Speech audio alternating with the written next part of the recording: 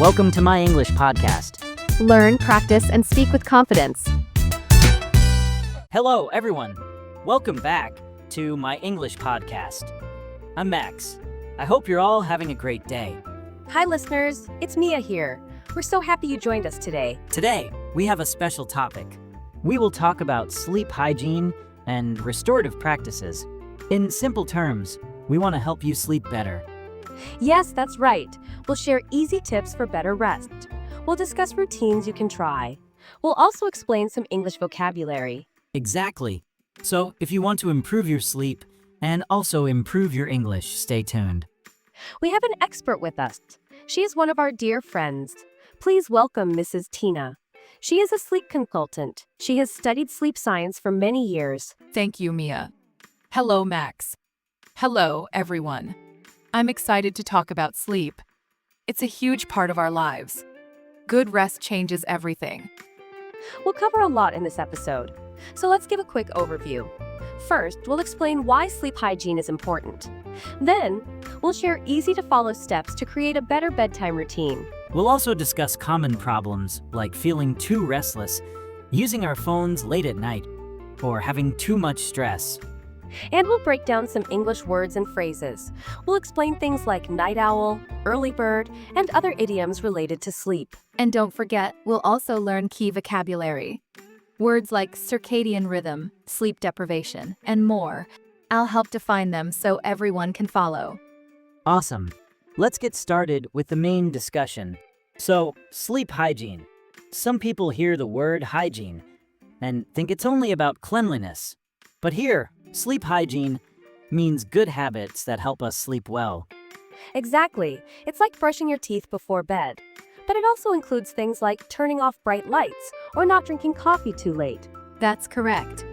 When we say sleep hygiene, we mean healthy practices. It's about creating a peaceful environment and a regular routine.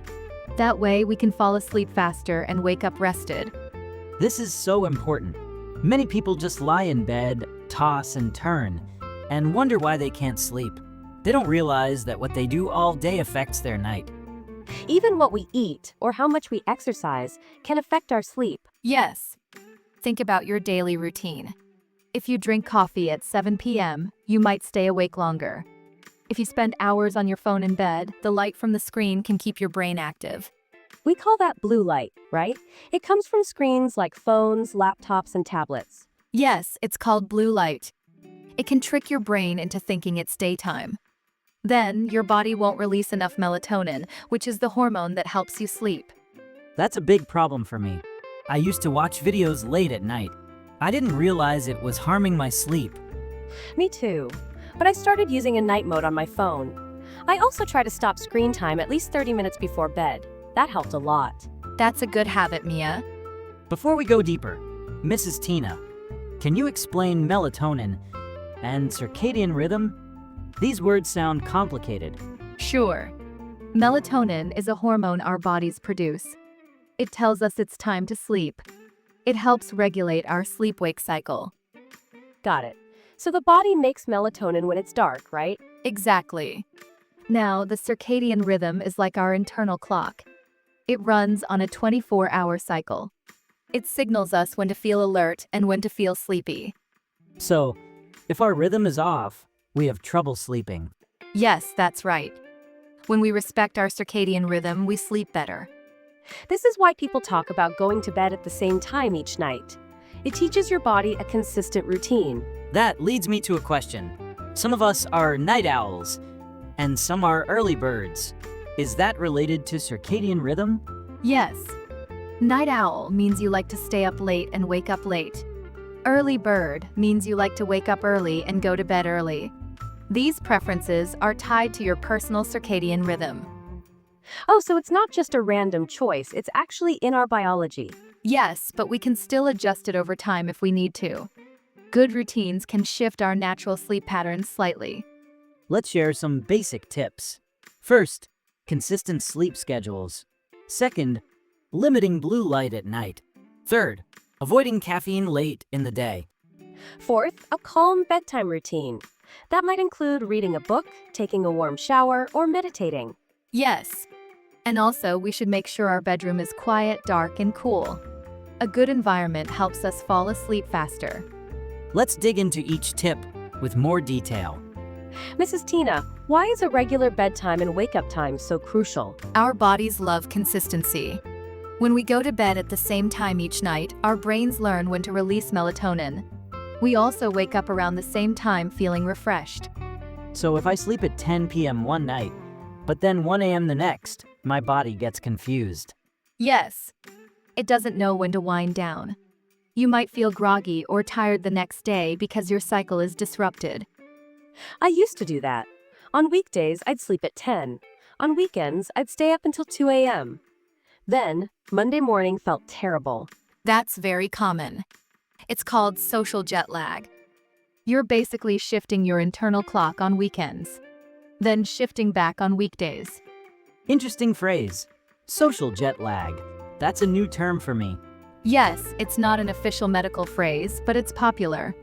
It's like the jet lag you get when you travel across time zones, except it's due to your social life. So, a consistent schedule is key. Try to keep bedtime and wake time within a 1-hour range, even on weekends. That might be hard at first, but I see the benefit. Now, about screens. This is my biggest struggle. I love to watch movies on my phone before bed. Me too. It's so tempting to scroll through social media in bed. We all do it sometimes. But if we want better sleep, we should limit screen use before bed.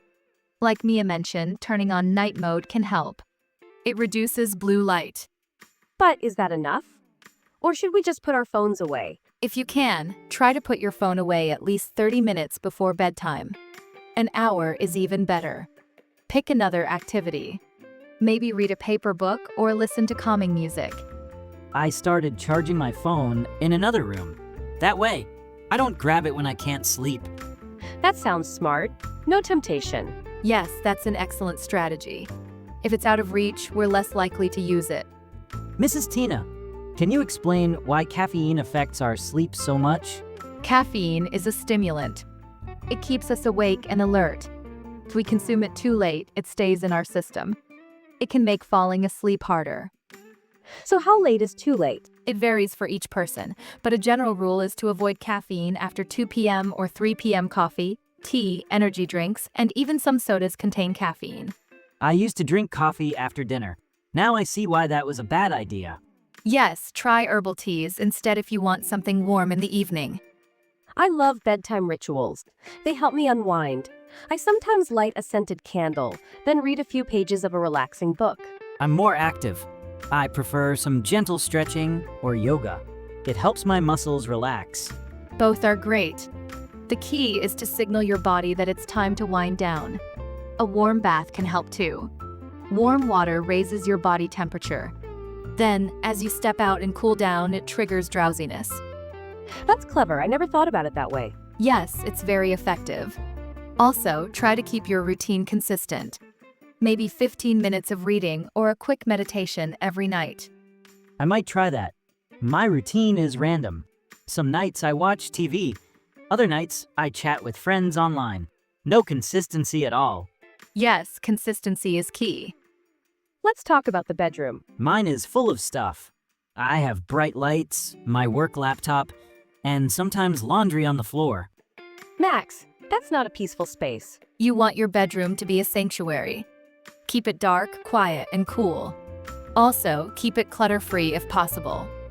I sometimes use a sleep mask to block out light. That helps a lot. Yes, and earplugs if there's noise. Or a white noise machine. Anything that makes the environment more restful is helpful. What temperature is best? Most experts suggest a slightly cool room, around 18 to 20 degrees Celsius, 65 to 68 degrees Fahrenheit. But it depends on personal preference. I like it on the cooler side. Then I can snuggle under the blankets. It feels cozy. Yes, that's a good strategy. I used to work a night shift. My sleep pattern was a mess. I would come home in the early morning and try to sleep when the sun was up. It was really tough. Wow, that must have been hard. Did you block out the sunlight? Yes, I got blackout curtains. Those made a big difference. I also wore earplugs because daytime noises woke me up. Shift work is a huge challenge. Our bodies naturally want to be active during the day. Working nights requires us to reverse our cycle. So, anyone in that situation needs extra care with their sleep hygiene. I had a similar issue when I traveled abroad. Jet lag hit me so hard, I arrived in a new time zone and couldn't sleep at night. I was wide awake when everyone else was asleep. Travel can really mess with our internal clock. Yes, that's another time we need to pay attention to our routine. Small steps like adjusting sleep times a few days before traveling can help reduce jet lag. Right. Next time, I'll try that. Sometimes the problem is stress. My mind just races when I try to sleep. I keep thinking of problems or tasks for the next day. Yes, that happens to me too. It's like I can't turn off my brain. Stress and anxiety are common sleep disruptors. A good habit is to write down your worries before bed. Make a list of tasks or concerns. Then, promise yourself to deal with them in the morning. Like a brain dump, so I don't keep everything in my head. I also heard that deep breathing exercises can help. Or progressive muscle relaxation. Yes, those are great. Breathe in slowly, hold for a few seconds, then exhale slowly. Repeat. Focus on each muscle group in your body, tense it, then release. This tells your body it's time to relax. I tried that once, and I almost fell asleep during the exercise. That's the goal, right? Exactly. These methods help shift your mind away from stress. There are so many myths about sleep. One myth is that you can catch up on sleep by sleeping more on weekends. Yes, I tried that. I slept 12 hours on Saturday, but I still felt tired on Monday. That's because sleep debt doesn't disappear so easily. Regular, balanced sleep is better than trying to compensate later. Another myth. Some people say they only need 5 hours of sleep to function. Most adults need 7 to 9 hours. Some claim they're fine with 5, but often they're not performing at their best. I notice I can handle one day of less sleep, but if I keep doing that, I feel terrible. That's right.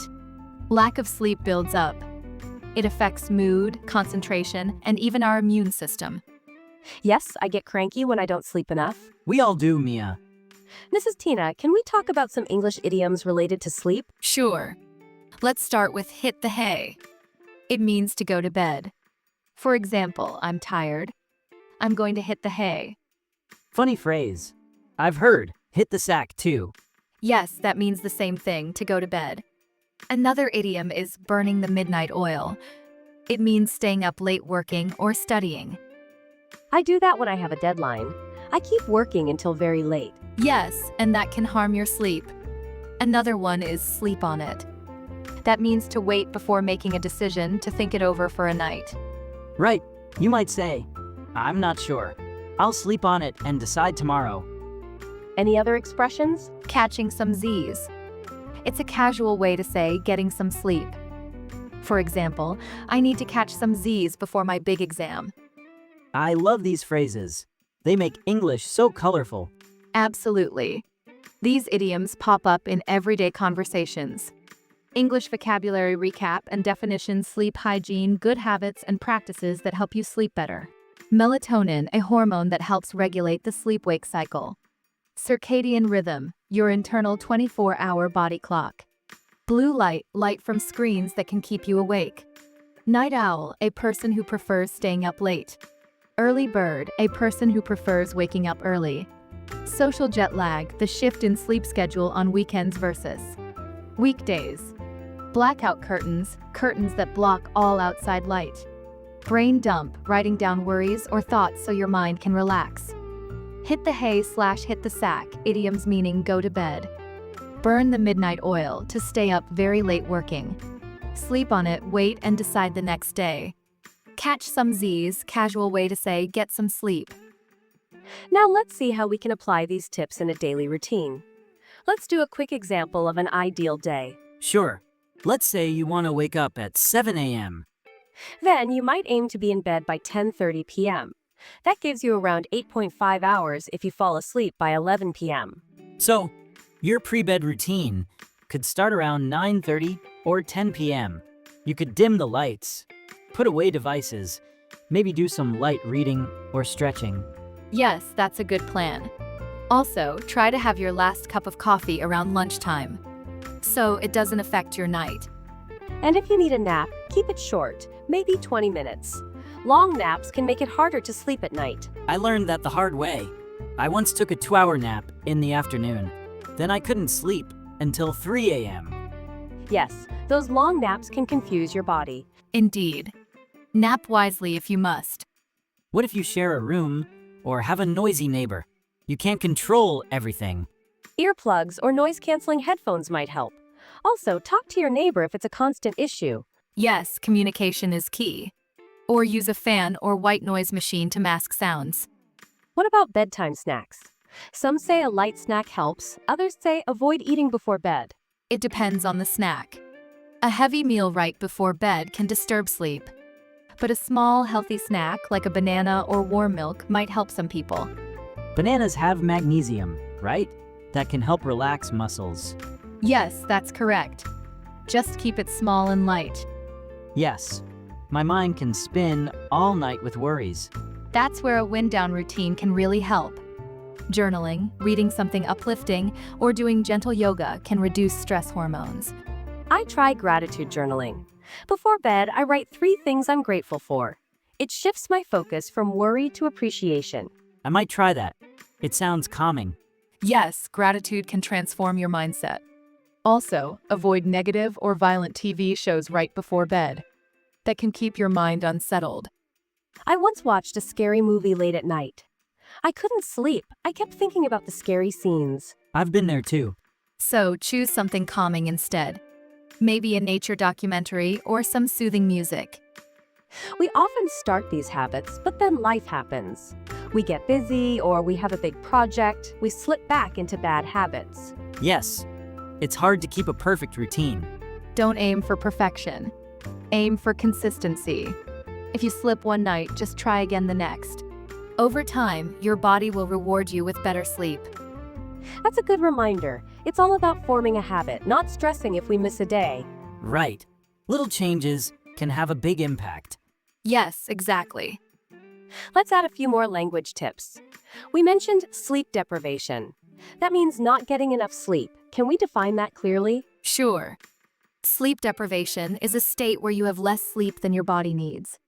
Over time, it can cause serious issues like mood swings, lowered immune function, and impaired thinking. So, sleep deprived is the adjective form. You might say, I'm so sleep deprived today. Exactly. Another term is restorative sleep. That refers to high-quality sleep that allows your body and mind to recover fully. So it's not just about the number of hours, it's also about how deep and restful that sleep is. Correct. We should also mention insomnia. It means difficulty in falling asleep or staying asleep.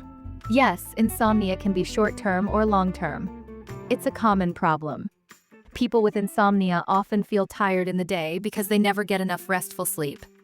Maybe we can give a quick snapshot of an evening routine. Let's say we start at 8 p.m. At 8 p.m., finish dinner. Avoid heavy or spicy foods too close to bedtime. Yes, then maybe 9 p.m. is when you begin dimming lights. Lower the brightness on screens or switch to a warm light lamp. At 9:30, put away devices. Maybe set them to charge in another room. At 9:40, do a quick journal entry. Write down any to-do list items or worries. At 9:50, do a brief relaxation exercise. Deep breathing, gentle stretches, or a short guided meditation. Then by 10 p.m., you can read a calming book in bed. Keep the lights low. Aim to be asleep by 10:30 or 11 p.m. That should set you up for a good 7 or 8 hours of sleep. That seems reasonable. Let's talk about the benefits of good sleep. What changes when we sleep well? I have more energy, better focus, and a better mood. I'm less irritable. Exactly. Good sleep helps us perform better at work or school. It improves memory and creativity. It also helps our physical health. I've noticed fewer colds and less sickness when I'm well rested. That's true. Adequate sleep supports the immune system. It also helps maintain healthy weight. Lack of sleep can lead to cravings for sugary or high-fat foods. Oh, that explains why I crave junk food when I'm tired. Yes, it's all connected. We covered a lot today. Let's summarize the key points. First, keep a consistent sleep schedule, even on weekends. Second, limit blue light and screen time before bed. Third, watch your caffeine intake. Try to avoid it late in the day. Fourth, create a calming bedtime routine. That could be a warm bath, reading, or meditation. Fifth, optimize your sleep environment. Keep it dark, quiet, and cool. And don't forget stress management. Write down worries, do some relaxation exercises, and avoid scary shows at night. We also learned some English words and idioms. Sleep hygiene, melatonin, circadian rhythm, blue light, night owl / early bird, social jet lag, hit the hay / hit the sack, burn the midnight oil, sleep on it, catch some Z's, sleep deprivation, restorative, sleep insomnia. Now it's time for some practical advice. Try adding 1 or 2 of these tips to your routine this week. Start small. Maybe just aim for a consistent bedtime. Or try avoiding screens before bed. Yes, try one strategy at a time. See how your body responds. You'll likely notice you have more energy during the day. We want to hear from you. Let us know if these tips helped. So here is our call to action. Please like this episode, subscribe to my English podcast, and leave a comment. Tell us how you improved your sleep. Yes, share your stories. Ask any questions. We'd love to help. Thank you for spending time with us today. We hope you found our chat helpful. We appreciate your support. Next time, we'll explore another interesting topic. It could be about healthy eating, or maybe stress management in more detail. Stay tuned. Until then, we wish you sweet dreams and restful nights. Take care, everyone. Remember, good sleep is the key to a happy life. Bye for now.